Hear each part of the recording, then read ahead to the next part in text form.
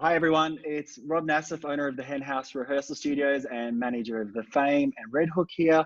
Absolutely stoked to be talking to someone that's had a massive influence on my career, Mr. Kevin Mitchell. Kev, how we doing? How we holding up post COVID-19? Yeah, well, I'm holding up as well as can be expected. I think it's everybody's pretty shook, I think, at the moment by what's been going down, and it's probably going to be going down for a little bit longer yet. So, no, I think under the circumstances, doing all right. Life has changed a lot, but no, hanging in there okay, I reckon. And how's it affected your creativity? Has it changed your routine? Are you trying to stick to a routine? No, it's completely changed my routine. Because under normal circumstances, I just finished. I've finished recording a new Bob Evans record. Well, my last few days in the studio happened in the second week of March when all my work disappeared, or my live work disappeared. Mhm. So under normal circumstances, the kids would be at school, and I would be prepping, or like mixing and prepping for a tour and getting all of the kind of assets together as far as like making a video and doing all the artwork and all that kind of stuff, which some of that stuff I can still kind of do. Yep. But in terms of routine, it's completely turned upside down because I'm homeschooling I got an 8-year-old and a 6-year-old Yes. at home. My wife, thankfully, still has a job. So, so I'm homeschooling now during the Yep. day. But the funny thing about creativity is, it does find a way when because I've found, even just in the space of the last, well, we've been in isolation for probably about 3 weeks now. Yes. And I've done things that I haven't done in years. Like I wrote a poem recently, which I hadn't done, since I was a teenager, because so much of my writing has just been, anything I write has been for songs. So yeah, it's funny how your creativity, it's like, it's like water, and if you patch up, if you've got like a leaky spout, and you close off one hole and the water finds a way of coming out another one, and I Yeah. find that that's kind of how it kind of works. It doesn't sort of go away. It's always there, and it just finds a way of coming out in different ways. Yeah, that's brilliant. I think yeah, it's a great metaphor for creativity. And yeah, I think certainly one thing, that COVID's doing to all of us is it's making us look at other options and other things. I think, part of the whole reason I'm sitting here talking to you today doing this is a direct result of what I'm experiencing with COVID-19. As a business owner with the rehearsal studios, obviously we're closed. It Mm, was, yeah. that's forced me to think, okay, well, how do you keep that community aspect of the studio going? And at the Mm. same time, people are at home, they've got a bit more time to do certain things. How do we educate people? So I think a direct result of this whole situation is what's led me down this path and speaking to you. And thank you for taking the time to have a chat, Kev. Pleasure. Yeah. I, I wanted to speak to you because I know your journey so well, and it's a pretty incredible journey when you look back on it. And I guess a good starting point for me is how I discovered Jebediah. And so that would have been in August 1996. I was 15 years old, passionate about music, had just bought my first drum set, and still hadn't started Gyroscope yet. But I was sitting at home doing what I usually did as a 15-year-old, which was play video games and listen to the radio. Yeah. And jump around the stations and popped on 92.9, which is the big one of the Okay. big radio stations in Yeah. Perth. Yeah. And they had their like top 10 countdown, which they had every night. And then it got to the number one spot, and they introduced. We're really excited because local West Australian band Jebediah has got the number one spot with their song Ferris Wheel. And they then Wow. played Ferris Wheel, and I thought, what the hell? How is Yeah. a West Australian band got the number one spot? And this song is awesome. So my question to you here, Kev, is how the hell is a band that's only just started, a year or so old, have the number one spot on this commercial radio station in Perth, Western Australia? Yeah, well, look, I remember that time as well, and I felt exactly the same way as you. Um, what happened was, I mean, this was at a time. I mean, it was a different time. Um, And back then there was still like there was still a kind of regional aspect to, like those Perth radio stations were kind of autonomous. These Yes. days everything's homogenized, and the playlists and everything all come out of Sydney and go to throughout the whole country. But back in the 90s, those kind of stations in Perth, just like they had similar stations in every capital city, kind of did their own thing. And they were and back then too, they had state-based music charts. They didn't. It wasn't. Yes. They had the ARIAs, but they had state-based charts as well. And so those radio stations, when they did their top tens or whatever, it was their state charts. They weren't. It wasn't a national chart that they were counting down. So a station like that, and this is in no way to demean that station, because obviously totally appreciate that support. But the reality is they never would have been playing our music if it hadn't Yes. have been on the chart. That's the only reason. They were forced to play us, because it was on the chart. They weren't playing us during the day or anything like that. And the only reason that happened was because we'd built up such a strong live following, mostly underage at that point in time too. This was 1996. Yes. And when we released that first EP, I'm guessing. Look, I can only guess at the numbers, but maybe a couple of thousand kids went out and bought it straight away.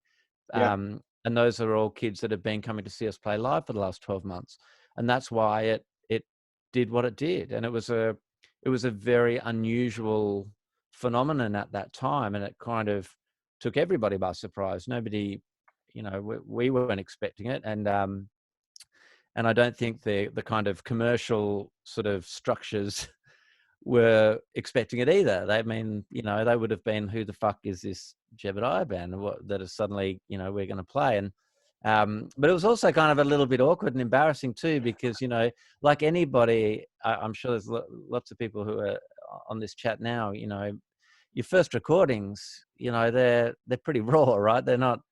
You're still learning what you're doing, and to have that played on a commercial radio and for it to be like a #1 single in your state is very exposing. It's Yeah. like, oh shit, because it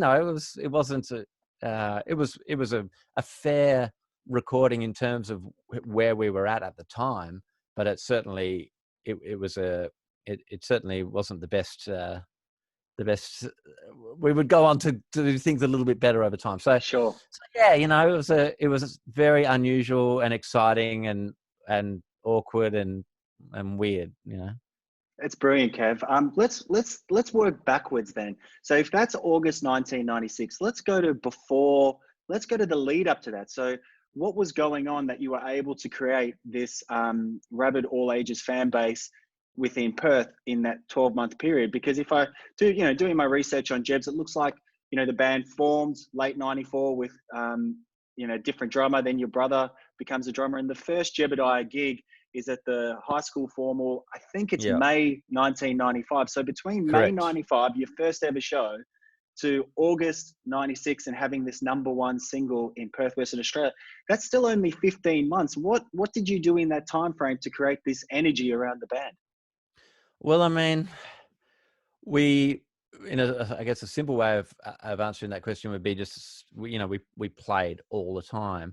We were also really lucky in that we hooked up with Heath, who became our manager, and he already had a good contacts, and so we got a lot of really good support. So anytime Eastern States bands and sometimes even international bands came over to Perth, we often got the support slot, which gave us exposure. But there was also something else going on at that time that I think your sort of commercial radio and your sort of mainstream society wasn't really aware of, and that was this really vibrant underground live music scene. It was bubbling away and getting really huge, and we were part of that ourselves. I mean, I spent the 12 months prior to starting Jebediah, me and Chris and Ness were going to all ages shows at every opportunity we had. We'd go and see UMI, Magic Dirt and Tumbleweed and Custard, and we'd go and see local bands like Cinema Prague and Yummy Fur, Rosemary Beads. They were all doing all ages shows. Yes. And, you know, they were all pulling like, you know, from, you know, 500 to 1,500 people, you know, to these Yeah. shows. I remember going and seeing UMI and Tumbleweed at the passenger terminal with 2,000 people. This is all age. These are all ages shows. So Yes. there was a massive scene that was happening in the all ages kind of live front, but it was kind of underground. It was still underground. You know, most people didn't really know it was happening, but it was getting ginormous. And so when our band started, we just kind of, I think we just started playing to that same audience, and the music that we were writing and performing was kind of almost, it was just, it was inspired so much by what we were experiencing by going to those shows, and we were sort of just, we kind of just slotted into it. And there was, yeah, I guess so. I guess we were kind of lucky in that there was something already building in the kind Mm. of, you know, in that there was a cultural thing happening. So when we came along, we just kind of tapped into that, and people responded to it, and it took off really, really quickly because there was a fertile kind of ground for it, you know? Yeah, brilliant. And then, so, I mean, you mentioned Heath, who was your longtime manager in Mm. Jebediah, and Heath actually is also and still is Carnival's manager. Yeah. So, um, how did Heath discover you? How did you get matched up with Heath so early on? Sounds like it was an instrumental meeting. Well, what happened was, myself, Chris, and I was in me and Chris were in our first year of university at Murdoch University. So straight out of high school into uni. And Vanessa was also at Murdoch University, although she was at 1 or 2 years ahead of us. My brother at that stage, he was at Murdoch University, but he'd quit by that stage and had a day job. But we entered the National Campus Bands competition in 1995, that year that we started uni. Yep. And one of our first gigs we ever played after that ball, that high school thing, was the first heat of that competition. And at that first heat, which was held at the Murdoch Uni Tavern, Heath was one of the judges and saw us play.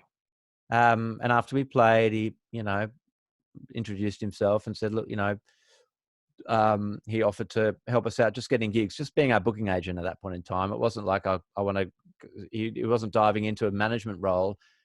But he had a local booking agency happening, and he said, you know, if you want to sign up, you know, I'll include you on the book. So we were like, absolutely, great. You know, what a wonderful opportunity. And then, yeah, it just all kind of steamrolled from there. I mean, we kept doing those campus band competition things, and we kept going through, and then ended up doing the national final and winning that. And over in Lismore, our first ever trip interstate. You know, I think it was around October 95. Yes. Um, and yeah, I guess just every step of the way, we were just getting more exposure and building more, um, just building a reputation, I suppose. And yeah, like I said, it was very much, you know, in those days, like our all ages crowds were often bigger than our overage crowds, you know. Yeah. And so we were really, we sort of we were tapping into something that was already ripe, what, you know, waiting for something, I guess. And um, so yeah, just kind of, you know, just, it happened really fast, and the dominoes just kept on kind of falling, and um, one thing led to another, and it happened so quickly that we didn't even really have time to kind of, we just kind of grabbed every opportunity that came our way, you know. And you grab one, and then something else happens, and you grab that, Yeah. and you know, you're kind of riding a wave in a way, and just trying to sort of stay afloat, stay on top of your Yeah. surfboard and not crash, you know. No, well, I mean, gosh, you did a great job of staying afloat because of what we'll get into next. But it sounds like, you know, that meeting with Heath was super important. He was able to open you up to, you know, like you say, some great support slots and some great shows that were really right in your laneway as far as sound goes.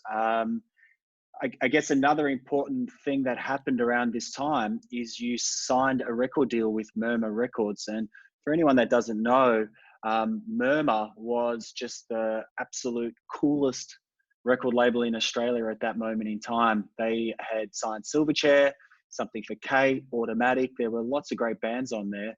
How did Mm. that come about, Kev? Again, it feels like, you know, when I look back on all of this, I think, bloody hell, you're playing your first show in May, you're doing all these cool support slots, you're winning the campus band competition, and then you're signed to you know, Murmur Records, which is put out through Sony, a major label. How did the record label component come about?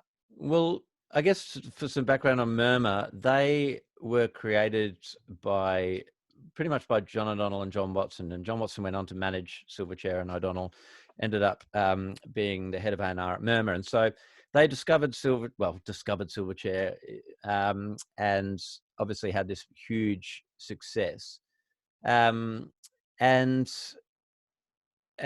I think what that sort of spawned was a really sort of proactive. They were really proactive in searching out young bands. And back then, you know, like Perth was, again, like we live in such a globalized kind of world now. But back then there was a lot of, you know, things weren't so connected. Perth was a distant place, and you know, people from the major labels all kind of existed in Sydney and Melbourne, and so most of them weren't really paying any attention to what was going on over in Perth. But Murmur were, I think, really proactive. We were the next band that they signed after Something for Kate, and Paul is a year older than me, so at the time he Yep. would have been a teenager too.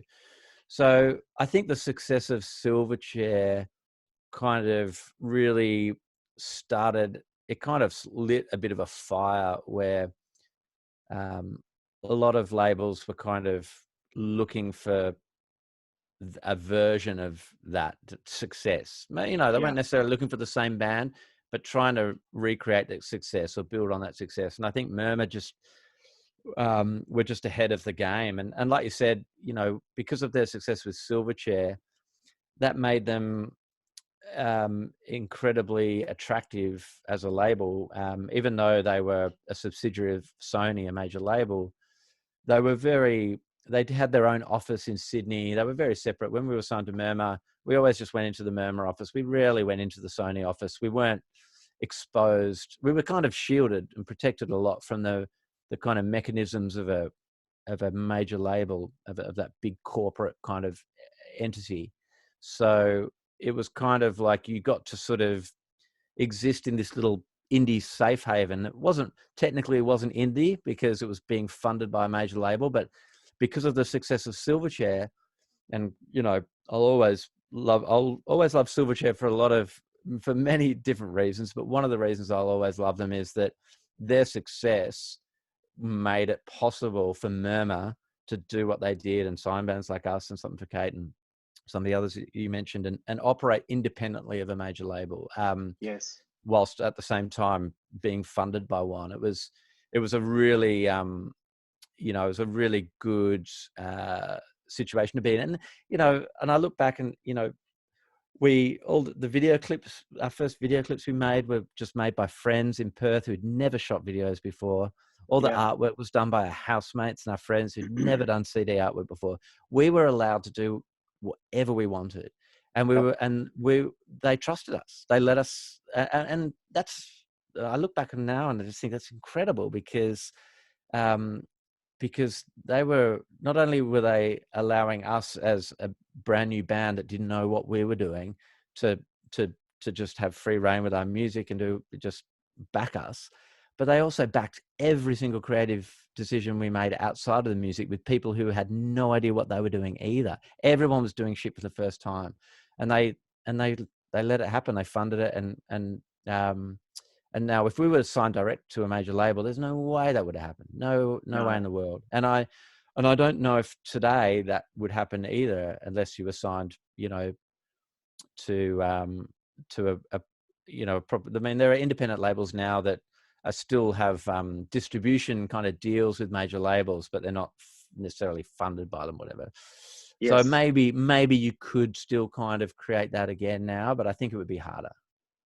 That's an interesting point you bring up in regards to the way they really gave you guys complete creative control. Because if I look back on it now and I think about the first time I saw the Leaving Home video clip, where it looks like it's shot in, one of the band members' houses, essentially. And Well, it's the Jerks of Attention clip was shot in my house. It was my first yeah. share Well, house there you go. Jerks is a I great moved example as into. well. The shots of the band playing, that's my bedroom. It was a little house in Subiaco. I was paying $40 a week Oh my rent God, for this what a deal! room in this share house. Yeah, incredible. So I was on the dole at that point. So I think at that time you got a $200 a week on the dole, and you could live off it. Yeah. I could pay my $40 rent and get by on $160 a week for the rest of it. And again, another situation that you just couldn't do now. You can't live off the dole anymore. And that's and I'm, going off topic a little bit, but if you'll indulge me, I mean, that is, a real shame, because having a system, a social service system that allows artists to survive off the dole, it doesn't. We have people often complain about dole bludgers, and all. They think that people who are on the dole aren't doing anything, but a really good system actually allows young people, young creative people, young artistic people to develop their skills and start their careers. And that's absolutely what the dole did for us. So we were all on it for about 12 months before we started making a wage from Jebediah. But you could live off the dole, and we were able to do music full time for a year on the dole. And I think it's a real shame that that's not possible for young people anymore. No, it's super hard. We the week we found out we were signing our record deal, which was February 2003, all four of us. I was working part time at Myers. One guy was at a bike shop. Another was a drafty. And another was at a PA company. So all four of us in Gyro, we all went down to the Morley Centrelink, and we all signed up for the dole that day, because we knew on the Friday we were flying to Melbourne to sign the record deal, and we we're like, okay, this is our shot. We've got to throw everything at this. And so this was 2003. We all spent 18 months on the dole, doing exactly what you explained, using it as a bit of a backstop for our creative process in Gyroscope. And without it, there probably wouldn't have ever been the band. If you look on the first Gyroscope album, Sound Shattering Sound, in my thank you notes under Rob Nassif, I thank a guy named Ricky Cooling, and he was my dole officer, because at the 12-month mark, he basically said to me, look, Rob, I'm happy for your band. I hear you on Triple J. It's great that you're doing all of this, but they're really busting my balls here. You have to get yourself sorted up. And he gave me an extra sort of 6 months on the dole, which was instrumental in just bridging the time to when we signed our publishing deal and we could all officially pay ourselves a basic wage. I think what the point you make is a great one for musicians and creatives. And I think in a weird way, this period of time is going to give a lot of people a taste of what that life is like. Not in a bad way, but just that how vital and how lucky we are to have the dole. But if there was a way for musicians and creatives to be able to tap into it, I think that would be incredibly valuable. We've heard of other countries that do allow for it. But I digress. I want to still come back to a question I asked earlier, Kev. So how did you actually get that deal with Murmur? Right.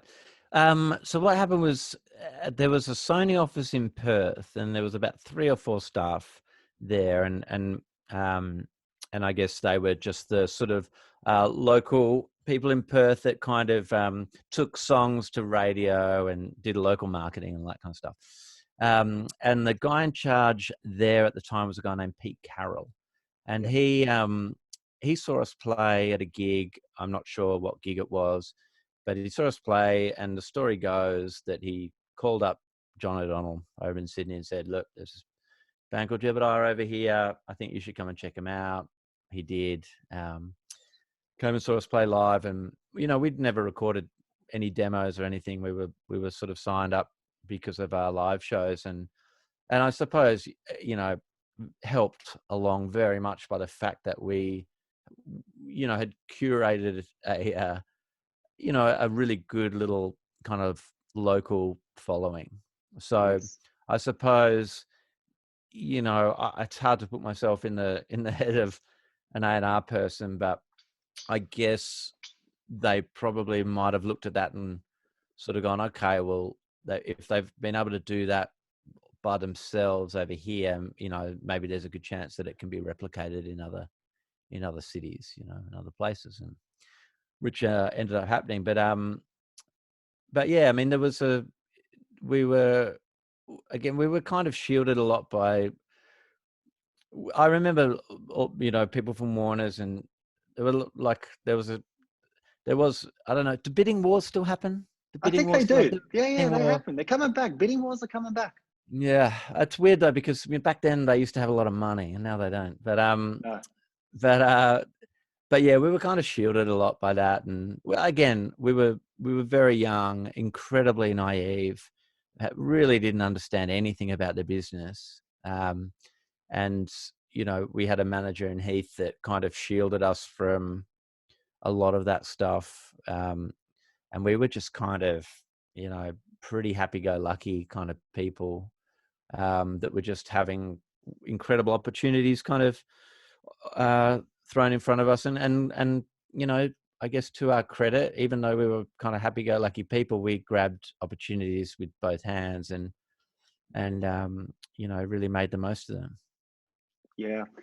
I mean, so would you say when did you sign that record deal? So we've got like, just so people understand. Early 96.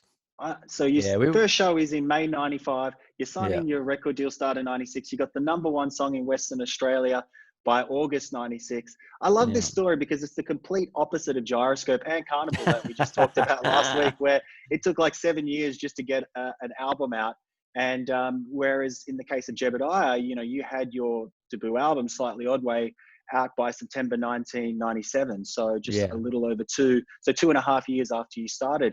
And it's great to focus on that because you don't have to slug it out and slave away for 7 years before you release an album. The way you guys and gal did it is super exciting, and I hope that most bands can follow in your footsteps rather than mine. I But think we should touch on. Rob, we had a lot of help, and also too, like there's a lot to be said. I mean, there's so many, different ways of doing things, and I think there's a lot to be said for grinding it out for a while and not having success so quickly, because there is, as much as I am grateful and appreciate the fact that we had such massive success in our first record when we were so young. It was wonderful and exciting, and wouldn't give it up for the world. But it's hard, when you're that young to follow that stuff up. And I look at other bands who have sort of just slowly built album by album. They've just built things up. You guys were like that. Yeah. Carnival were like that. Something for Kate, sort of contemporaries at Murmur were like that. Every record just got bigger and bigger, and their third album was their big sort of breakout. I think that would be like for Yes. you guys too, right? Your third record. Was third record, yeah. So by the time we were on our third record, things were starting to go downhill for us. So commercially, anyway. So, I think there is you don't. I guess it's hard. You don't just you don't you're not able to control that stuff. I think you have to grab opportunities when they come to you. Yeah, But true. if you do have to slug it out a bit, if you really believe in what you're doing and you're getting at least a sense that there is something happening, even if it's slow, even if it's frustrating that it's happening so slowly, if something is building and you can kind of just stick the course because you're enjoying what you're doing, then I think the payoff can be just as rewarding down the track. So yeah, I mean, I could look at a lot of bands that have that big, I don't know. There's a lot of examples in history of bands that have huge success in their first record, burn out really fast, and by their third record they've broken up. Yeah. So what's so I don't know. I'm a big believer in longevity being the marker of success above anything else. I think if you can build a long career, then I think that is the ultimate kind of aim. Yeah, I think it is the ultimate aim. And, last October, Gyroscope played with Jebediah up in Townsville. We played that festival together, and it was the first Mm. time I'd seen Jebs in a few years, living overseas now. And I mean, all four of us in Gyro were arm in arm, singing along to every song, and it was wonderful. It was really wonderful because all four of us in the band grew up listening to you, and the show was amazing and it was incredible. So when you talk about longevity, Kev, you're coming up to 25 years in Jebediah, and and 25 years you're next month. oh, it is Well, so it'll too. be There, 25 there you years next go. month from our first show. Yeah, I mean, that's incredible. So, it is insane. congratulations because you have maintained a career and you're still playing incredible shows, and people, the audience, are still loving it and lapping it up. And that is a reflection on the impact your music has had on people, myself included. Going back to this period of time, what became Gyroscope, Zoran and Brad and a few other friends ended up going to a show to see you guys live for the first time. It was you and I, Powderfinger at the Bones Warehouse. I was meant to Oh go, but at yeah, the last minute got grounded for something that I did in high school, so I couldn't what a go. great Was show. devastated because that was meant to be the first time I would see you. And then, of course, all the talk for the rest of the week was Jebediah were incredible. We have to go see them. So I bought tickets with Zoc, with Brad, and we ended up going to see you support Silverchair and Everclear at the Entertainment Centre. Right. And that was the first time I saw you live. And I think where I'm going with this questioning is when I saw the Jebediah live show, like I had bought the EP from 78, I'd heard you on radio, like all the pieces of the puzzle were coming in. And this is how Mm. music discovery works. These days you might hear someone on a Spotify playlist, Yeah. then you listen to the catalog, then you see the live show. And I think the John. critical element of all of this was your live show was so much fun. It was so energetic, and the music and the live show were this like perfect marriage. And I know that was at the Perth Entertainment Centre, that show. Yeah. So many people walked out of that show just going, my God, Jebediah, can you believe this is a West Australian band? What was the Yeah. thinking around the live show? Was it just a natural thing? Did you work hard at it? What happened there? Look, where to start? The recording side of things for Jebediah was always really difficult, but the live bit came easily. So well, not Brett so much. Brett isn't really a natural performer, God bless him. But Vanessa and Chris and myself, all through we were all part of the same drama group all through high school, and every year we were doing productions and theatre. We were on stage all the time, performing and stuff, and that sort of coupled with a naivety about the music scene and what other bands were doing, meant that when we played on stage, I don't know, I guess we liked the idea of just having as much fun as possible and putting on a show. I guess it has been drilled into us. But also too, we were watching bands like UMI, who, we were growing up watching UMI, and Timmy doing his windmills and his jumps, Yes. and he was putting on a show too. So there were examples of that. But I think in Perth, certainly what I remember Heath kind of saying was that in the early 90s, I guess we're sort of coming out of a sort of grunge, shoegazy kind of period of music where, there are, I'm told, I obviously went to a few local shows, but I don't know, apparently it was just kind of the norm for bands to kind of stare at their feet and play. And we didn't have any idea that that's what you were supposed to do. So, Yeah. so we just did what came naturally, and which was to just, I don't know, I guess just perform, like to create, I don't know, just create some kind of physical spectacle of some Yes. kind. Because it was fun, it was just Yeah. fun. Like, it wasn't because we thought we were the Who or anything. We were just having fun. And I think that maybe that, I don't know, I think that maybe helped separate us a little bit from what was going on, or maybe it was something new. Maybe it kind of rubbed against the old school a little bit of what bands had been doing and what people had gotten used to. Um, and yeah, then like it's very soon after that, too, I remember going only a couple of years after we formed and when we started playing festivals and stuff and going and seeing the Avalanches the first time when they first started out. And I don't know if anybody ever saw them back in the late 90s when they first started, but they were Yes. kind of, Yeah. it was like about fucking, I don't know, there was like 8 of them on stage or something. Yeah. And it was like the Beastie Boys, but there was It 8 of them. was the Beastie And they Boys were vibe. all Yeah. just like jumping around and going crazy, and so yeah, I don't know. I think maybe there was a bit of I don't know, just a bit of a new attitude towards performing live of just like fucking shit up a little bit. Um and that would have come, that wasn't just invented, that would have come from watching bands like you and I or overseas bands like the Beastie Boys, whatever, doing similar thing, and young bands just kind of taking that on, and they're not taking themselves too seriously, like not being ultra serious.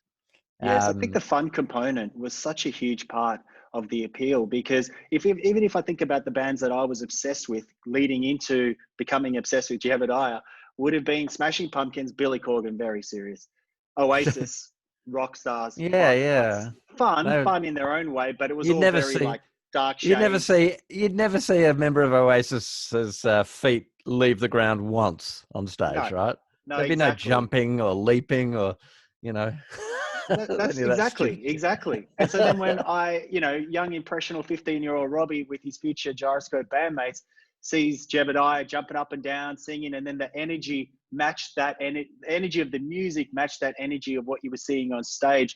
It was all incredibly pure. And then I think if we link that to the music videos of you guys looking like us, just a few years older, Right. Yeah, that yeah, totally. and I think this comes back to what you were talking about, the creative control that Murmur gave you, is it all felt incredibly authentic. And I think Yeah. sometimes nowadays with music, and I manage a couple of developing acts, and I'm thinking about this stuff all the time, and I see other acts come in, it can sometimes feel a little too calculated. Whereas if I Yeah. look back on it and the last few days thinking about this conversation, it does feel like that part of what made Jebediah so special was it was just so pure and it wasn't overthought. And that was maybe because you had to move so quick to capitalize on all those opportunities. There was no time for the $50,000 fancy looking music video. But also too, like, how is it even possible now to not be calculated about things? Because we live in a world where every tiny bit of information is at our fingertips. Yes. We can, everything that's going on all around the world, musically, within the culture, everything's at our fingertips and we can access it in an instant. In the 90s, it was the last kind of period of pre kind of internet, I suppose, and you just didn't know what was going on, and so you were naive. I think Yep. now we live in a world where it's almost impossible to be naive because we're bombarded with information and we know and people, you know everything about every band and what they're doing, social media, everything's just in your face. You know everything about what everybody's doing all the time. So Yes. how do you how is it possible to cultivate a sense of naivety in today's world? I think it's impossible. I understand why young bands calculated it, because they're smarter. They are Yeah. smarter than we were. We were ignorant. We were pretty ignorant because it was a different time. But young musicians nowadays are so much smarter than I was when I started out. They know so much more, not just about the how what's going on in the world of music, but also how the industry works. I'm sure most young people would be able to. I don't even know what 0.00 cents is a stream on Spotify is worth, or all these kind of Yeah. things.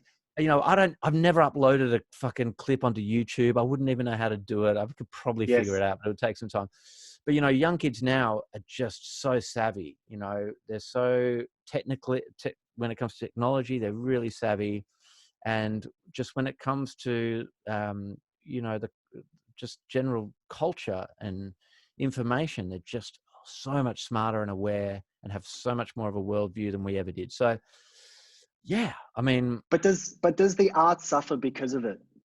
Does that lack of naivety and the flood of information that new bands have, does that eat at the creative process and the art that they ultimately deliver, do you think?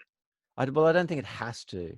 I mean, I think like you could, you could say the same thing, I guess, about previous times when people were naive and ignorant, and what effect that has on creativity as well. I think that at the end of the day,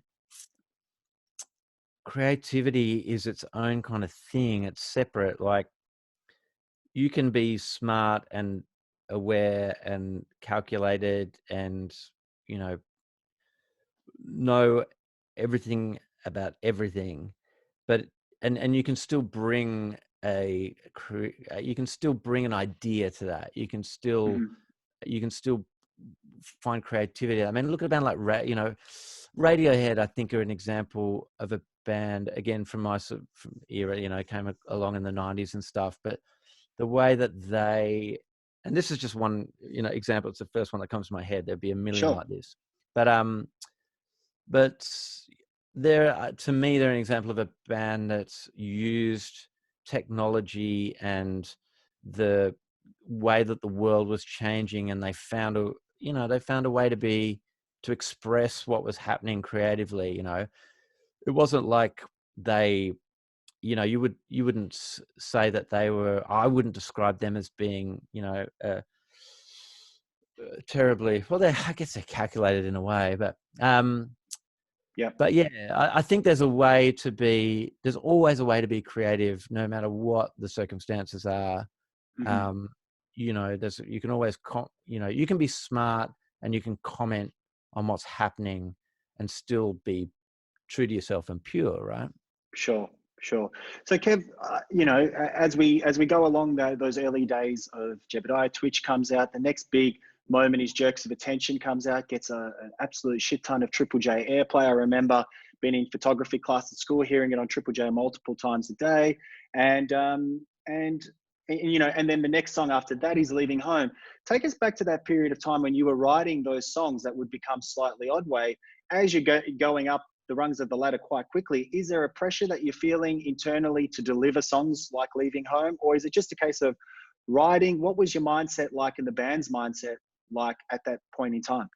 Well, there was no pressure when we were writing songs for Slightly Odd Way, because we didn't, even though we'd become well known in Perth, the rest of the country had, we had no sort of, I didn't really know who we were. So certainly everything that was written for Slightly Odd Way there was zero pressure. We were just, having fun. And but certainly when we came to our second record, there's definite, I mean, it doesn't matter how hard you try.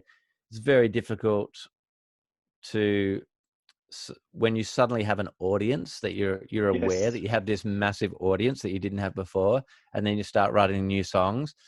It's impossible not to think about the fact that, people are actually going to hear this, because when you first Yes. start writing songs, you're just doing it for yourselves. Yeah. You're Yeah. not really, you don't have a concept in your head of like, this thing that I'm doing now is going to be heard by all these people. No, you're just like, this thing I'm doing now is going to be heard by me and my bandmates, and that's kind of Yeah. it. um but yeah, then when you have success, especially on your first record, so again, this is what I say, like, if you build up to that success, and I think that kind of um maybe gives you a bit more of an advantage of being able to deal with that stuff. But when you've made your first record and it's really successful, and you're still super young and inexperienced and immature, it's hard to know how to deal with that, and so yeah, I mean, absolutely, like when it came to the second album, that awareness of having a big audience, and there was an expectation, um the Sony were, even though we were still in the Murmur cocoon, once you have that kind of success, the Sony section of the label starts to kind of take a little bit more interest in what you're doing. Yes. They don't necessarily leave you alone. as much. So yeah, it was hard navigating that. I think we did pretty well under the circumstances, and considering how old and inexperienced we were, I think we did okay. But it wasn't easy. It was challenging, and you do lose. There was a little bit of, there's an innocence that you lose. There's Yes. an innocence that you lose from that. But that's just part of life. Totally. And Kev, was it four of you in a room jamming on a riff someone brought in, or was it a case of, you bringing in songs mapped out? How did you actually, and how do you write songs within Jebediah? Well, in the slightly Odway years and everything, and I guess going through the shambles as well, but I've always sort of kind of described it as like there were three. Every Jebediah song can be traced back to three different kind of start points. One of those start points is a song. It'll be a song that I've like written at home. I've mapped out the whole song. I think it's good. I come into the jam room. I start playing it. Everybody joins in. If everybody's digging on it, it becomes a song. If they're not, it doesn't. Yep. The second way would be Chris. So an example of those songs would be like Harpoon, Leaving Home. And then another way would be songs that started with with a riff by Chris.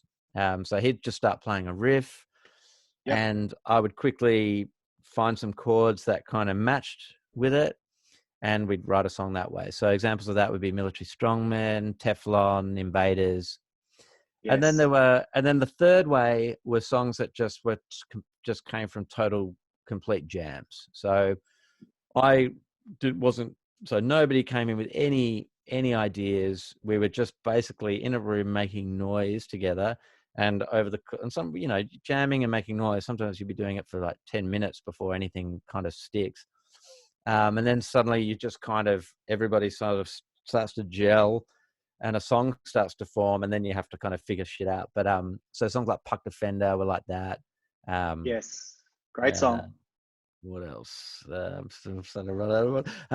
But yeah, so those are the kind of the three. And I guess in a way that's still kind of, we don't make records as often as we used to, obviously, but that's pretty much how they've always kind of come about. Yeah. That's great. I think I love Slightly Odway for its energy and enthusiasm, but my favorite Jeb's record is Shambles. And I think part of the appeal to me is like there's a lyrical depth on Shambles that was probably missing on Odway. Not missing, but it's not. It's not that.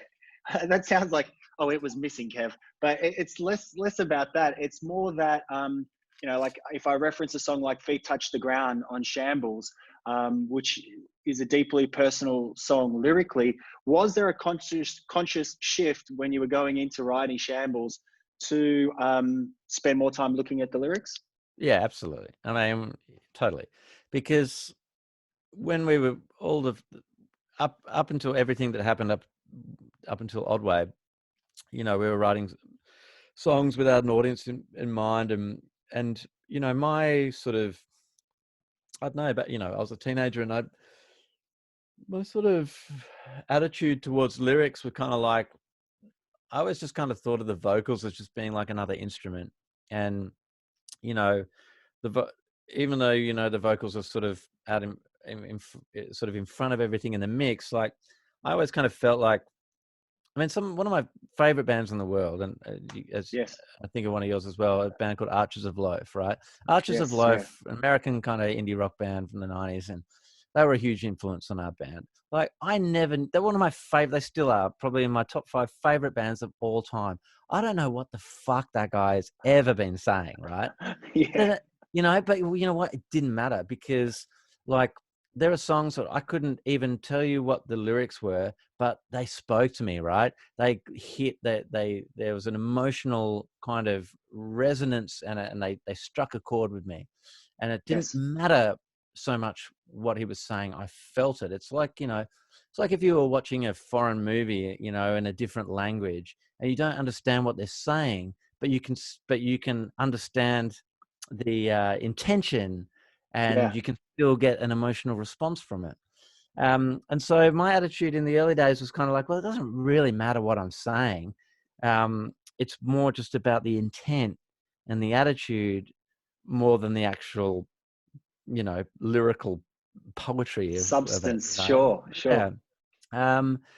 But I guess that for me, that kind of, only kind of could last so long. And eventually I started to just want more, I wanted to do more. I wanted to express myself more. And this has been an ongoing thing for 25 years. I mean, and now to the point now where I'm actually, after 25 years, I'm more interested in lyrics now than I am in music. It's kind of Yes, really gone a 180 degrees. I listen a lot more to lyrics than music. I mean, I still love melody and everything, but uh, I really need a strong lyric to kind of, for me to really fall in love with something. I need a strong lyric. But so yeah, so when we got to Shambles, absolutely, I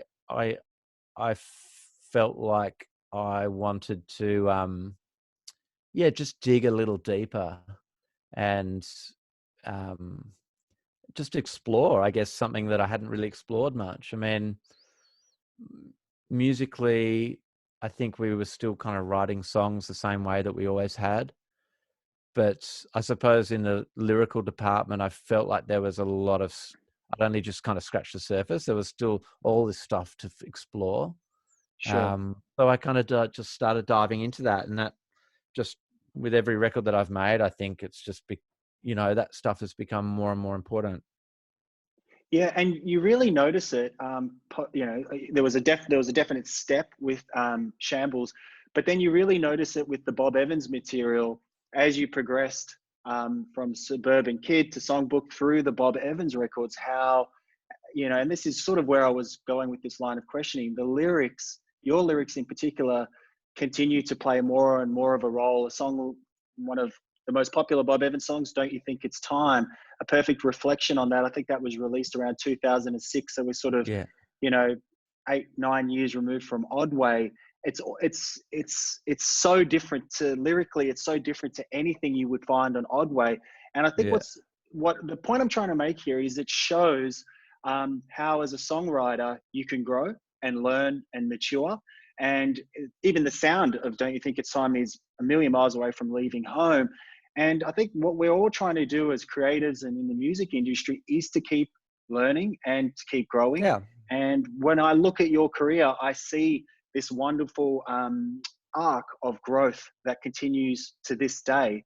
And it's something that I think I would want anyone that watches this just to think about within their own creative process of like constantly improving over time. For you, Kev, is there things that you institute into your daily life that allow you to grow as a musician, or is it something where you just let it come to you? How do you tackle your creative process on a daily basis? Well, these days, I mean, that's evolved a lot over time. I used to, when I first started writing songs, well, for many years, I subscribed to the idea that, you couldn't force it. Inspiration just happened and you just had to sort of, seize the moment when it came. Yep. And that still, I guess, holds true to me to an extent. But now there's something about that theory to me that feels a little bit flimsy, because it's like believing in magic. Yeah. And I now believe that you have to put in the time. You have to just always, you have to make yourself available as much as possible and put in the time. And, you know, you have to be open. In fact, not just open, you have to embrace the idea that writing shit songs are, is just important as writing good ones. That's Because good. That's I good, Kev. know, That's interesting.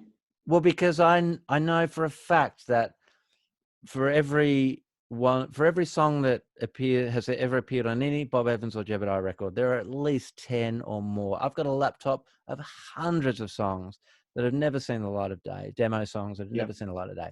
So for every one song that makes a record, there's at least 10 that don't. And out of those 10, maybe some of them I might think, oh, maybe they're okay, and the rest I'll be like, no, they're kind of shit. But Wow. what I really believe in is that it's they all hold the same intrinsic value because they're part of a process.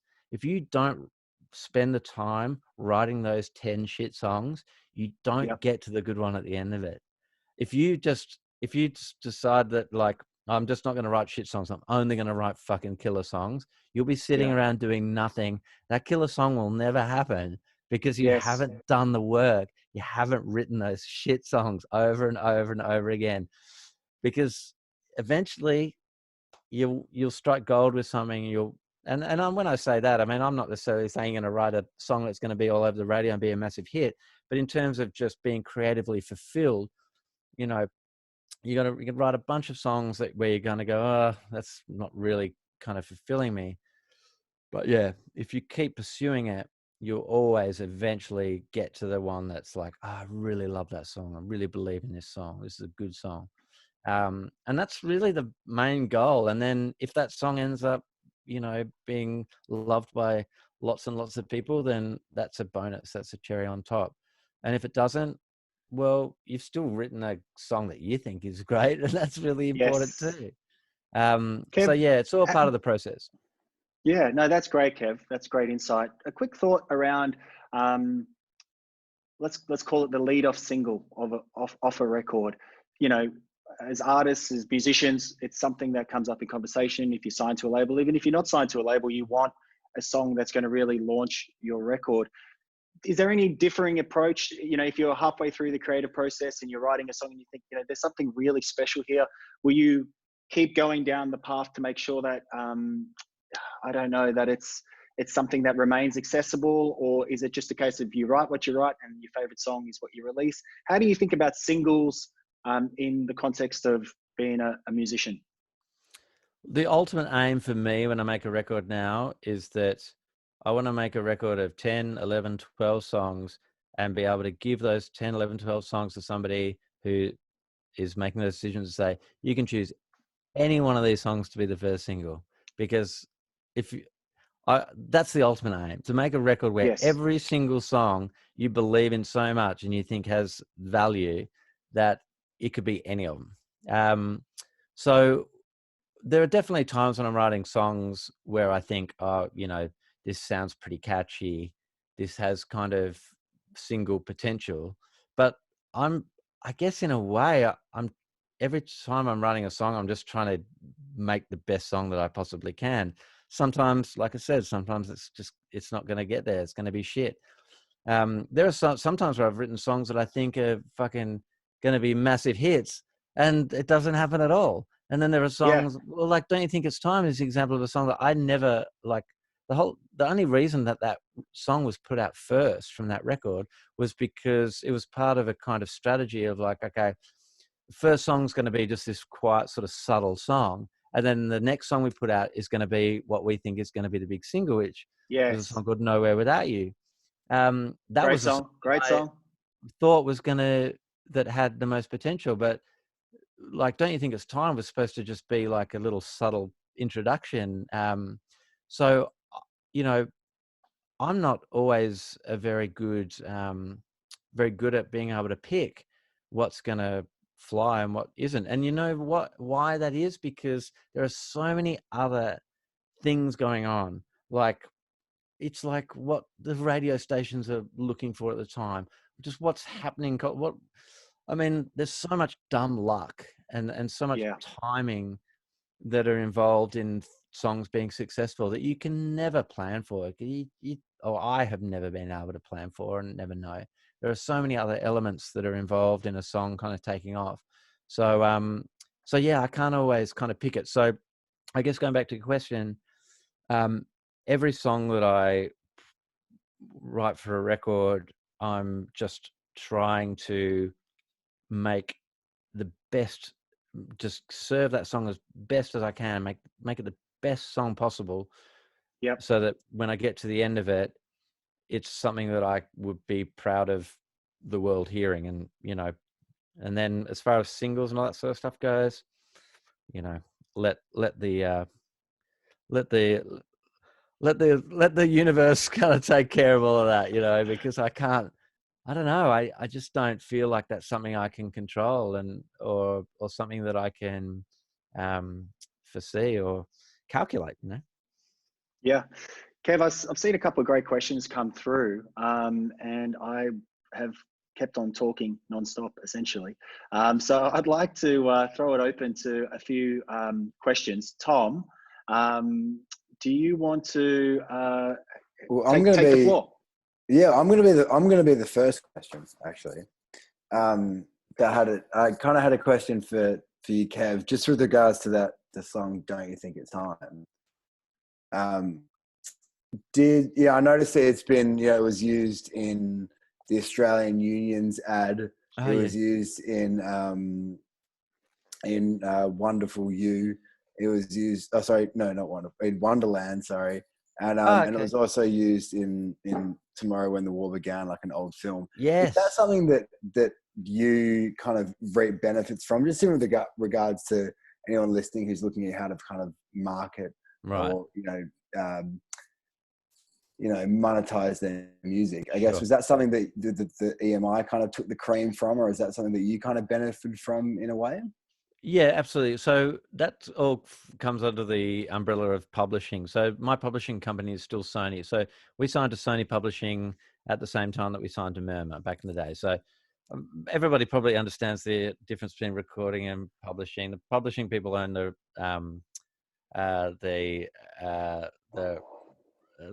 your record company owns the recording rights, and your publishing company owns the writing, if that makes sense. So I'm still with Sony Publishing. So I've been with them for 20 something years. And they are the ones that work on trying to get my music on, placed, whether movies, ads, all those kind of things that you talk about. Now, it's funny because Jebediah never really, when Jebediah first started, actually, we did get some offers for things, but we used to say no to a lot of stuff. Because back then, the idea of having your music being used to sell, a phone or a car was considered to be a sellout, and nobody did it. That whole attitude has changed now. Oh, absolutely. Well, everybody, I'm totally fine with that, Yeah. And I have the same attitude now. There's not many. The only things I wouldn't sell my music to would be like, I don't know, fucking oil companies or Well, I made the comment to Rob earlier about how Xavier Rudd being a proud vegan, his song was used on a KFC ad. I find that problematic. The only reason I do find that problematic, and it's not because inherently having selling your music or being paid to have your music played by KFC or in an ad or whatever inherently is wrong. The only thing that particular example rubs wrong with me is because he has, like, his veganism and his politicism has become part of his for want of a better word, brand, right? Yeah. Part of the reason why people have bought his records, supported his live shows, all that kind of stuff. Mm-hmm. So when you do something that goes kind of directly against a sort of brand that you've built up that people have really bought into, I think that's problematic. Yeah. If you're a band that's like never been political, never had any kind of, never had any strong opinions about anything, well, I don't think you can necessarily you can't be criticized as sort of doing anything unethical or whatever, because you've never used your ethics or your morals as a selling point, right? Yeah. So anyway, going back to your question, the Don't Think It's Time got used for an ad for the ACTU, which was really lucrative, and it actually happened years after the song came out. So I was going to say, it was only a few years ago, wasn't it? Yeah, it was around 2013 or something, I think. Okay, yeah. So, and I mean, every time that sort of stuff happens, you get those offers. It's really hard. You really have to think it over, because the last thing I would ever want is for a song like that, which is a really important song to me and has been, you know, my most well-known song as Bob Evans anyway. I would hate to go on tour and play that song and for people to hear it and go, oh, that's a song from the ad.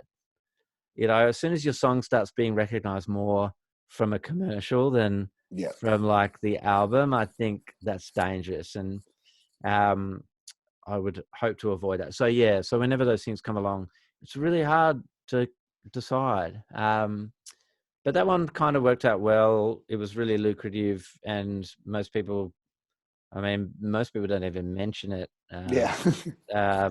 And I think in the ad, they ended up thankfully using it really subtly. It wasn't really loud in the, you know, it wasn't mixed really loudly in the ad. It was pretty subtle, and it wasn't dominating. It didn't dominate the message. It was real background music. So that was good. I mean, when a song gets used for an ad, and that song really, and this can work really well. What's a great example is Jet. You know, for the Apple ad in America. I mean, that song really sold the product. And yeah, there've been lots of times where I've seen the songs that have been used are really front and center, you know, in terms of selling the product. So, but yeah, it's murky water to get into, but it can be very lucrative. Absolutely. Yes, I feel like bands as well nowadays are less inclined to judge other bands, or, you know what I mean? Everyone kind of makes a joke out of it. You know, it's like, hey, we got, you know, it's like, and it's kind of funny. When like a friend's because we all goddamn need some money. That's why. Yeah, you know, it's a nice way to just get a few bucks, for God's sake. So all the bands realize this now. Well, I think people are more open-minded just generally. I mean, I look at the way that kids now, I say kids, I can say kids now that I'm 42 years old. When I say kids, I'm pretty much talking about anyone under the age of 30, right? That's young people, I should say. So young people now, I think, are just way more open-minded. I grew up in a time where music was really tribal, you know, and if you liked one type of music, it meant you couldn't possibly like another type of music. So if you were into punk rock, there's no way that you could say I like, you know, Britney Spears or whereas nowadays I think all that tribalism is gone and everybody's really open-minded, and I think people have no problem and are not judged for, like, you know, listening to Kendrick Lamar one second and then Violent Soho the next, and just, you know, genre hopping, and the idea of something being really like there's people kind of appreciate, I think, some of the art in like shiny pop music for what it is. You know, there's a lot of shiny pop music out there that's horrible, of course, but there's also some shiny pop music out there that's really clever. And I think people kind of digest and understand that a lot. Young people digest and understand that now, but like 20, 30 years ago, that just never used to happen. So I think that open-mindedness is really good. I think it's healthy in the end. Yeah, absolutely. Well, look, I'll chuck it over to a few of the other people that have asked a few questions in the chat. But I'll throw it over to William Buck, who's asked a few questions, but he had one really good question with regards to Jebs and touring. So, William, if you want to unmute your mic and jump in and ask Kev, that'd be awesome. Done. Thanks for the opportunity, guys. Thanks, everyone. Kev, you sort of alluded to it in Tom's question about the attitudes of Jebs. But earlier on, you spoke about your relationships with the label and your opportunities. And Jebs never really seemed to be fixated on conquering that international market. Did the label ever push it? Did the opportunities actually exist? Or were, you know, the bright lights of the international market never really on any of your radars? Yeah, look, that's a really good question. And again, like trying to answer it in a short amount of time is hard. But I suppose I would say that we desperately wanted to have a career overseas. Odway was only released in New Zealand and Japan, I believe. Again, back then, there was no like. In order to get your album released overseas, there were so many gatekeepers. Like we live in a world now where you can put a song up from your fucking bedroom and you can have the whole world hear it potentially. That didn't used to exist. There were so many gatekeepers, and one of my frustrations in those days was that when we signed a deal to a major label for the world, and when at the time that we did it, I was a teenager, and I thought, oh, we're signing to Sony for the world. That means our record's going to come out all over the world. Didn't work like that at all. What it meant was they owned you for the world. And if Sony didn't want to put out your record in other territories, you couldn't have your record put out by anybody else. So it's a real double-edged sword. I mean, we had incredible success in Australia, which I'm absolutely grateful for. And you know, it's very, very special. But I think there was another side to that, in that it hindered our ability to you know, have our record out in America and stuff. Now, when we did our second record, Shambles, you know, we've to fight tooth and nail for Sony to release it. Once, you know, the American arm of the company didn't want to put us out in America, we had to fight tooth and nail to be released from that agreement so that we could sign to an independent label in America. And we ended up having that record put out, and we got to tour there and do a bunch of stuff. And that was all well and good. But yeah, it's, you know, I guess you can't have it all. Signing to a major label in Australia did us a lot of favors, but in some ways, I think it kind of hindered us a little bit overseas. Also, too, on top of that, the other thing that I would say is that, you know, when I reflect on it, and obviously, you know, I've been asked these questions and talked about this stuff a lot in the past, so I've had an opportunity to really think about it. You know, I look back and I think maybe we just weren't ready, or we just weren't good enough, or maybe, you know, the music that we were making, it worked in Australia, but maybe what we did just didn't necessarily translate really well to different markets like America. You know, I think there's that as well. And, you know, I can appreciate listening, you know, if I listen back to that first record, I'm kind of go, yeah, well, it's a pretty, it sounds like a local record. It doesn't have an international sound. You know, maybe we just weren't marketable in a lot of other countries. So maybe there's a bit of that to it as well. Awesome. Thanks, man. Appreciate the answer. No worries. That's a great question, William. And I think it's it's a great question because it's topical in a lot of ways. For me, you know, with the fame, so much of what we're doing is trying to build the international picture first, because much like you, Kev, with Gyroscope, we didn't really have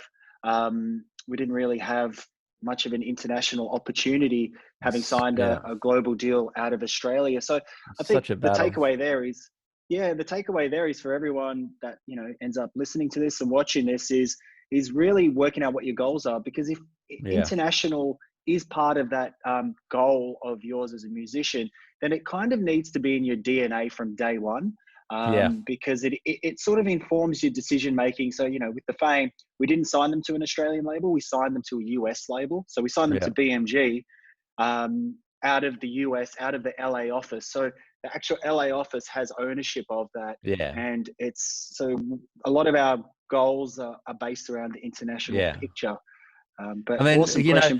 When Jebediah signed a 5-album for the world deal with the biggest record label, Sony, you know what our ambitions were? To fucking play with you and I at Planet Nightclub to 500 people.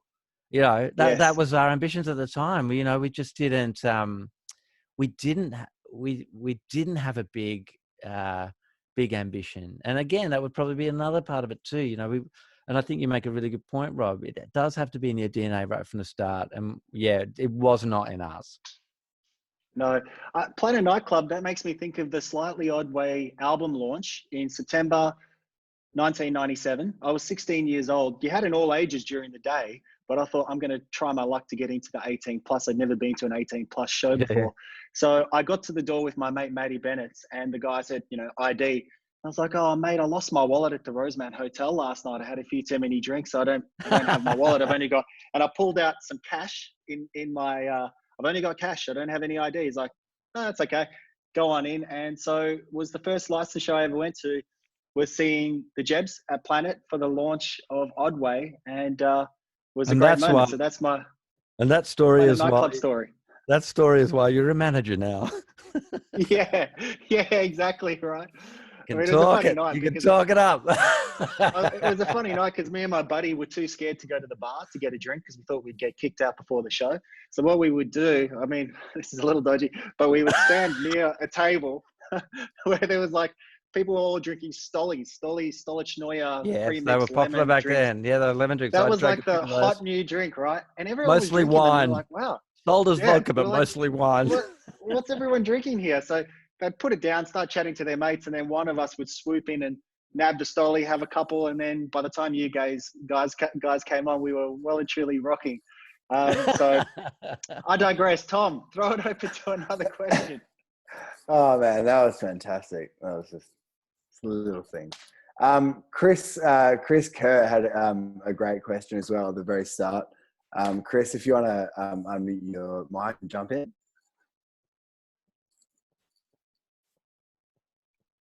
Is Chris still here?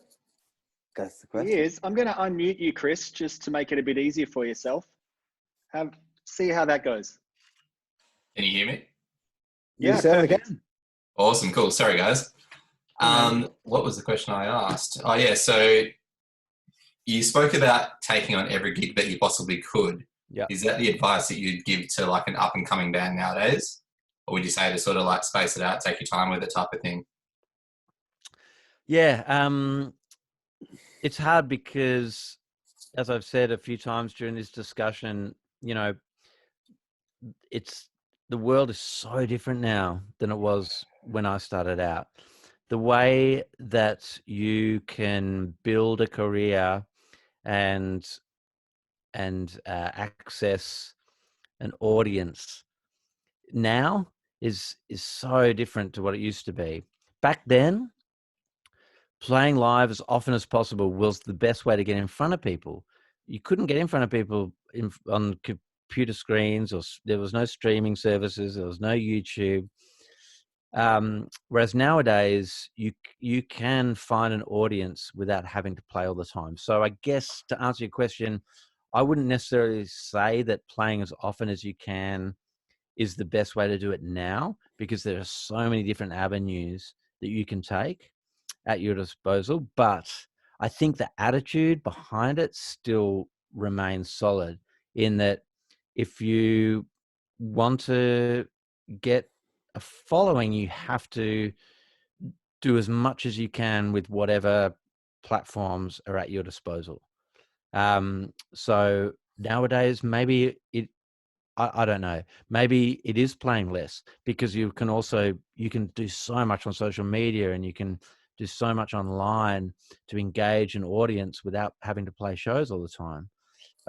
But at the same time, I would still suggest that playing gigs, one gig is worth 10 rehearsals. And if you want to get better as a band, I still don't think there's a better way to improve than to play a lot.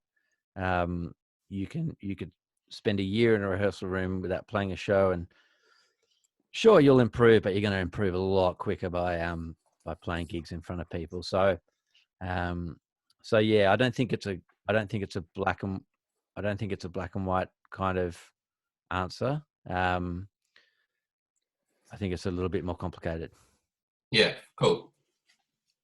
I think that's absolutely right. And especially with, there's like a lot of, especially in Perth, like depending on what sort of music you play, and, the types of venues that are out at the moment, all things COVID aside, there isn't let's take like heavy music, for example. There isn't a lot of places in Perth for heavy bands to play it every week. It's just not possible. So you've got to divert that into online stuff, whether it's doing live streamy stuff or content or videos or photos or stuff. Whereas it's like, you can't just sit around and be like, oh, there's no shows. We can't do anything. It's like, you've got to pay that lack with something else. And that's what a lot of bands do. And that's, it's great. Yeah. Awesome. Thanks so much for that. Chris Ellis, different Chris. If you want to jump in and unmute your mic, you had a great question about, or just kind of Kev's career in general. So Chris, if you want to jump in. Hey, awesome hearing from you, Kev. It's great. Thanks, man. Yeah, mine was basically in regards to your overall journey and how it's ups and downs and whatever. Yeah. And it's a little dark, but was there any point where you just thought, nah, fuck, I'm done, I'm just going to walk away? Because most bands, I mean, I suppose Perth's a bit different, but a lot of bands in Perth just try and get nowhere. And you guys did rather rapidly, like Rob said. Like, after all that, was in that sort of journey, was there a few points we just went, look, I'm sick of this, I'm done? Yeah, absolutely. The one time where I really started to question whether I could keep going was around about 2004, 2005. So in 2004, we'd been dropped by Sony. We'd started our own label. We made a record independently, which is great, and put it out. But our crowd numbers were starting to go south, and on top of that, I was really starting to lose my enthusiasm for the music that we were making. I wanted to do different stuff. I didn't feel like with Jebs I could explore that. So 2005 was when we went on hiatus. So basically we didn't break up, but we kind of were like, we're just not going to be a band for a little while so people can do whatever they want. And then I went off to, I'd made a Bob Evans record before that, but then soon after that I signed another major label deal and did the Bob Evans thing more full time. But at the time I had no idea if Bob Evans was going to be successful. So I was really in limbo for about a year. And I guess I kind of thought, like, I'm not going to stop writing and making music. I can't imagine ever doing that. Probably never even going to stop performing because, there's always a way to do that, even if it's, on a Wednesday night down at the local front bar in front of 5 people. There's always a way to scratch those itches.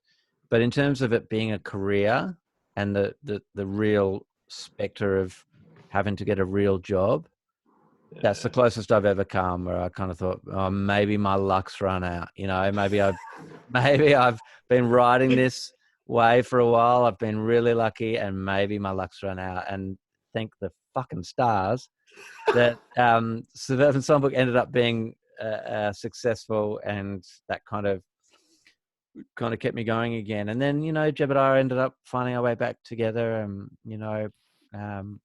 making records again, and now when we tour, like, it's amazing just how with Jebediah, like, how sort of going away and coming back has invigorated our audience. Our tours are so much more successful now than they were in the early 2000s. So yeah, definitely. I mean, I think it comes with the territory of being a creative person or an artistic person and applying yourself to that kind of life. The doubt never goes away. It doesn't matter. It doesn't matter how well things are going. It never goes away. And I think you just have to accept that as being part of the gig. It's like, well, if I'm choosing to do this, I mean, no one's forcing you to be a musician. No one's forcing you to be creative or artistic. It's a life that you choose. And with that, you have to build resilience to, those all the feelings that come with that, whether it's like feeling inadequate or not being good enough, or, not being successful enough, never having financial security. You take on all that stuff, but you do it because you love it. But it's never going to go away. There are always going to be, I'll probably wake up tomorrow and think, oh, fuck, Probably should get a real job, you know. And don't get a real job. Real job is shit. Agreed. But- Don't get a real job. Don't get a real job. No, don't. Just stay there. Thanks, man. Appreciate it. No worries, man.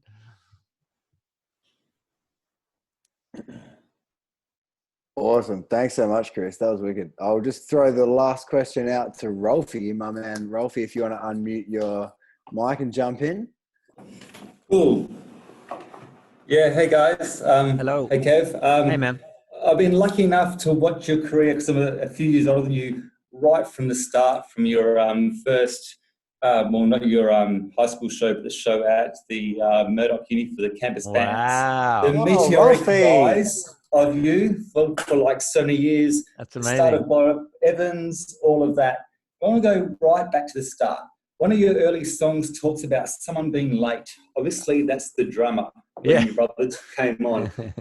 You guys knew something was special about Jebediah even before that drummer, because otherwise you would never have kicked it out and got your brother in there.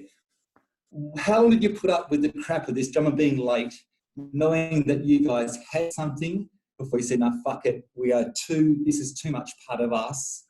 Let's just get serious about it." So tell me about the very early days when you guys jammed and went, "Shit, we feel something special in the band," because every band, the one I'm in, there's three of us, we love it. We don't play gigs, we record a bit, we play at the hen house for rehearsals, but we love it and there's something special about us.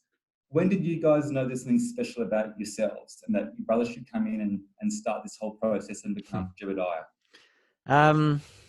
Wow. Well, just to sort of put things in perspective, I was 17 years old and living at home. You know, so I didn't have a lot of responsibilities. I was incredibly motivated and driven. I played and wrote songs every fucking opportunity, every day, every spare moment that I had, I was on the guitar writing songs. Hugely driven, desperately wanted to be in a band and play on stage and do all the shit that I was watching other bands do, going to all ages shows.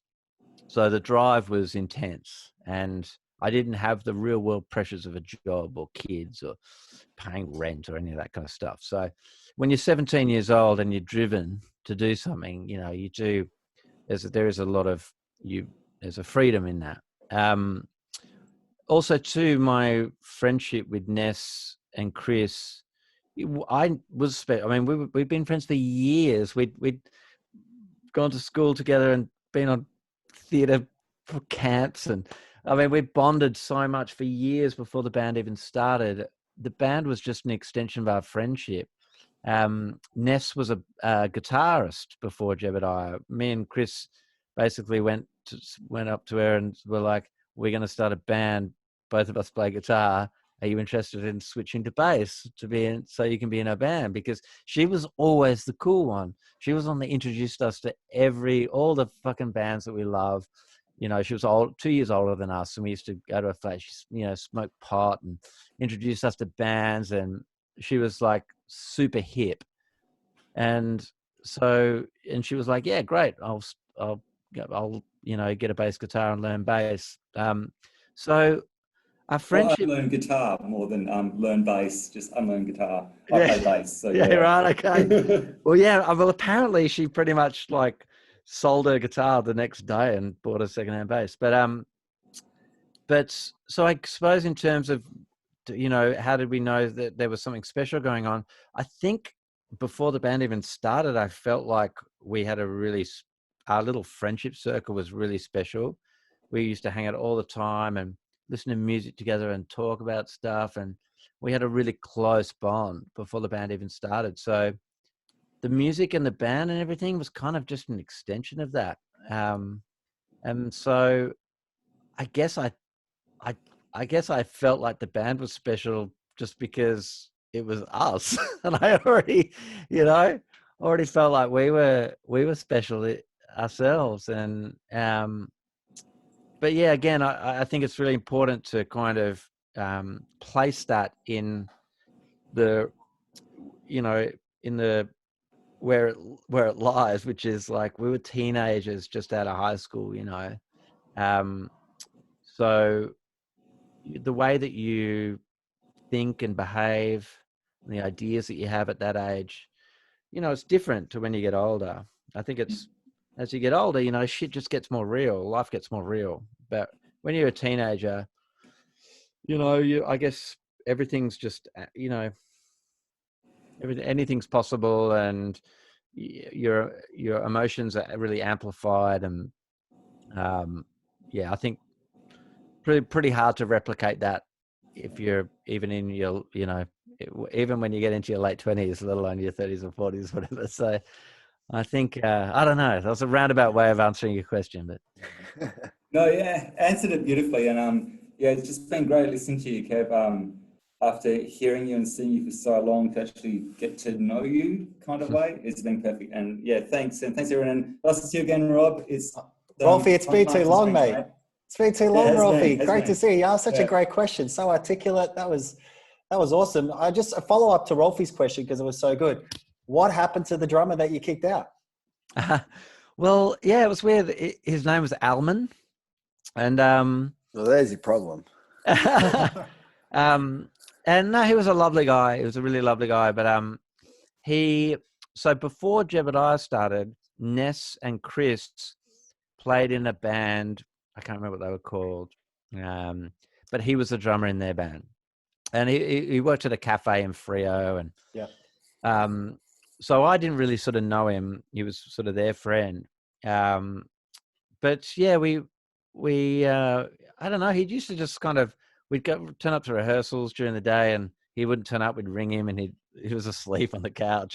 I guess he just wasn't really that into it, you know. No. He just wasn't that into it. And so after a couple of times of rocking up to rehearsals and a drummer not showing up, well, I mean, I can't even remember. It was fucking so long ago. But I guess it must have been I'm assuming it was my idea that just, you know, I had a brother that played drums. I guess it was my idea. But fuck, I'm not even sure. Maybe it was Ness or Chris that said, hey, why don't you ask your brother? I don't know. The best part about this whole story is it wasn't good enough to just call the guy up and say, hey, you're out of the band. Instead, you chose to write his name into a song that became on the first EP. I think it's Superhero 6.5. Yeah. Really sing about him being late. It's a nice little, like, just extra little jab. Not only are you not going to get to tour the world and have this amazing career as a musician, you're going to be immortalized in this Jebediah song. So that 25 years later, people are still talking about it. But let's say, I mean, it is funny now, but it does go to illustrate my point that I've made during this discussion is that I never had when we were writing those songs, we were doing it completely for ourselves. There was absolutely no expectation of anybody ever hearing these songs. It was just us in a room playing and just playing. And I mean that in terms like a kid plays, you know, not like playing extras. We were just playing and there was no expectation that anyone would ever hear them. And that's why you write songs like that, because I mean, I never thought that fucking it would end up on a CD, you know, like it was never, you know, never part of our kind of imaginations at that point in time. So, but even then, like, you know, let's be real about this. Like the amount of people that know that song or own that EP or whatever, you know, we're talking about a few thousand people. Most of them probably live in Perth. We've got a copy of that EP sitting up in the shelf on the Henhouse storeroom. I found it recently and I just propped it up there. Yeah. He was a lovely guy. I guess he just didn't want to. It's like that movie. He's just not that into you, you know? Yeah, well, you just have to go, hey, he's a nice guy. There's nothing wrong with that. He just doesn't want to be in our band. That's cool. Totally. Well, it's never too late to write a song about that and rewrite the wrongs for poor old Almond. But no, I'm only kidding. No, Kev, this has been such a great discussion and chat. I want to wrap this up with one last question. So, put yourself in the shoes of a young band starting out today. In between, you know, writing songs, playing shows, social media, you've got you're that young kid, you've got global aspirations. Knowing what you know, how would you tackle it? Where would you be spending your time, especially in the beginning? I know that when you ask me that question, you're looking for me to impart some wisdom. That'd be great. Yep, that'd like, be good. And I get that, but again, I will say that, and I will answer this question, but I'm just going to say first that I honestly believe that things have changed so much that even though I have, a career and a history and have achieved a small level of success, a big fish in a little pond, you might say, I'm not sure that I feel qualified to give advice for young musicians now in the industry that exists now, because it's so different to when I was starting out. Mm-hmm.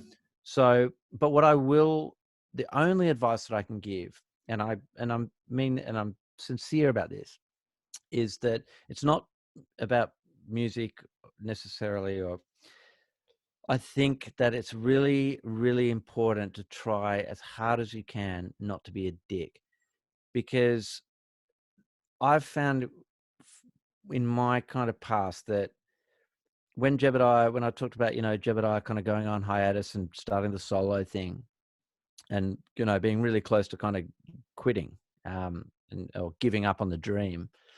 When I started the solo thing, there were so many people, whether it be like journalists at newspapers or festival promoters or band managers or other musicians, so many people that were really keen to support me and help me.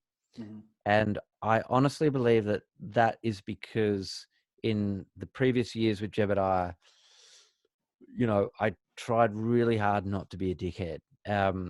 If you treat people with respect and you sort of just try really hard, no one's perfect. I've had moments of being a dickhead. I'm not suggesting that I'm perfect, but if you can just try as hard as you can to, when you finish playing a show, say thank you to the sound guy, say thank you to the people behind the bar, like show appreciation to people. When you do interviews at newspapers or whatever, just be real and engage with those people, and don't act like a dick. Don't be a dick, because you'll find that when you need help, those people will be there to help you because they've seen that you're not a dick. Yes, so true. That's my advice. It's great. So you've heard it here first. Don't be a dick. But No, it's that's great advice, great actually. advice. Honestly, it is, because That's awesome. even if I think like from just a purely practical point of view here, obviously had my career in Gyroscope, did what I did. When I was coming up, I didn't think, oh, one day I'm going to be a manager, but now obviously a manager. So many of those people that I worked with on the way up, I'm now working with again, even from like, Gyroscope's booking agent is now Red Hook's booking agent. Yeah. The people that were the assistants at Triple J are now the program directors at Triple J. They're Exactly. all relationships that you've built over time. And like you say, if you're a good person, you're not a dick, when it comes back around to you. So, because what happens, I've seen it happen like with music, and I won't mention any names, but I've seen it happen, over and over again. And I've seen it happen even on a local scale in Perth or a national scale in Australia, where musicians or bands become really, really popular and really, really successful, and they're played all over the radio and they've got everything going for them, right? yes. But then when they're not new anymore and their popularity starts to slide, if they've been acting like a fuckhead all of that time, all of those structures that have been supporting them, radio, media, journalism, promoters, managers, all the little people, all the people that are involved in that, if they've been acting like dickheads the whole time, when their popularity starts to slide and they actually need help, everyone's just going to be like, no, fuck you. Like, Yeah. you were really rude to me that time that I did an interview with you, or you acted like a dick at my venue, or, like they're going to remember that stuff and be like, I'm not going to help you out. And so then you're fucked, but like, I think that if you just really invest in just respectful relationships with as many people as you can, and everyone that you come across, and I still try to practice this today. Every time I play shows, when you finish a show, thank the bar staff, thank the sound guy, thank, try and remember people's names. Just the more that you can do that stuff, the more you're going to find that people will be willing to help you out. When you have a tour to promote or whatever, or like anytime you need an interview or something, or you need a gig, people will be like, oh yeah, I'll give you a shot, because you seem like you seem like a nice person. I think it really fucking helps, man. It does. It makes such great advice, Kev. I wanted to wrap this up, Kev. There's probably one more question here, but part of why this is so special for me is that if I look back on my career as a musician, and everyone, whether you're a musician or whatever your career is, there's all sorts of people that help you along the way to achieving your goals. So in a roundabout way, you have become that person for me in a big way. And I'll explain why. Obviously heard you on radio, discovered the band, saw you live, became a huge fan, had the poster on the wall I think I got the poster when I pre-ordered Odway, ended up going to the show. Our first ever major support was Gyroscope supporting Jebediah at Mojo's Bar. No the way. night before our TEE maths exam, had to beg the parents, had to have Brad's mum come down, chaperone us because we're all 17. Got to meet you for the first time as a nervous little weird kid. Hi, kid. Really like your bed. So that was really cool. Moving on, I think 2000, we supported you at a couple of all ages gigs when you were doing Shambles. And then really what was really amazing was in 2002, we had a fresh batch of demos. We gave them to Heath, your manager at the time. And you had an independent label, Redline Records, and you signed Gyroscope. And it was the first time we'd gone from independent band. We had now been signed to this cool independent label owned by Jebediah. And that gave us a foot in the door at Triple J. Yeah. And then most importantly, where I think this whole thing helped us the most was Jebediah took Gyroscope on what became our first ever tour, which is, a huge moment for any band. You get the call up, Jebediah want to give you the opening slot for their East Coast tour, 18 shows, 4 weeks. And honestly, life for me couldn't have got much better at that point in time because it was like such a moment of like, okay, doesn't matter what happens with Gyroscope, doesn't matter. I get to do my one tour and I get to do it with one of my favorite bands of all time. So thank you so much for all of that, Kev. The question is, something that you've always done within Jebediah is you've helped the next generation come through, which in a way I'm trying to do now.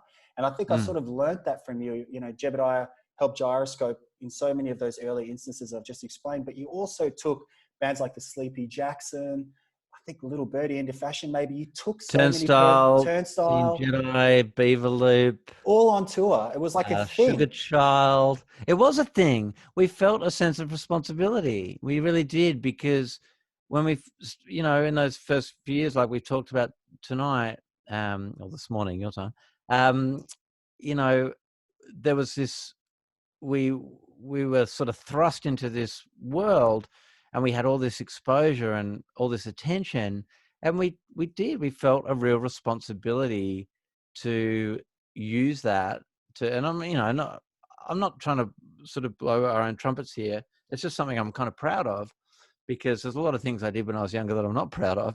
There's one of the things that I am, is that, there was, between the group of us, we all felt a sense of responsibility that we had an opportunity and there was a chance that we could parlay that onto other local acts. And so every time we went on tour, we always took a Perth band on tour, every single time. And for a lot of those bands, it was their first Australian national tours. And I'm proud of that. I wear that as a badge of honor. I think it was a really cool thing to do. I'm glad we did it.